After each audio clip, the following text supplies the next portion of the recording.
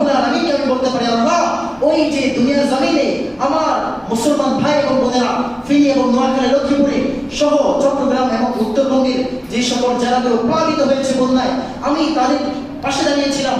আমি আমার সাধ্য অনুযায়ী আমি 1 টাকা হলেও, আমি 10 টাকা হলেও, আমি 100-500 টাকা দিয়ে হলেও, 1000-10,000 টাকা দিয়ে হলেও আমি তাদের পাশে ছিলাম। আজকে এই কঠিন পরিস্থিতিতে আপনি আরশের ছায়ার নিচে আমাকে একটু ছায়ার ব্যবস্থা করে দেন। আল্লাহ তাআলা কি আপনাকে দিবেন না? দিবেন না? আমরা ইনশাআল্লাহ আমাদের সবার সাধ্যমতো চেষ্টা করব। আসলে আমরা তো অনেক ভালো আছি, অনেক সুখে আছি। আজকে আমাদের এখানে হলে বোঝা যেত কত দানে কত চাল। এই জন্য আমরা সবচেয়ে বেশি দোয়া করব এবং আমাদের সাধ্য অনুযায়ী আমরা ত্রাণ দিব এবং আমরা এদের পাশে দাঁড়াবো ইনশাআল্লাহ। আমরা আমাদের সর্বোচ্চটুকু দিয়ে আমাদের সহায়তার হাত বৃদ্ধি করে দিব।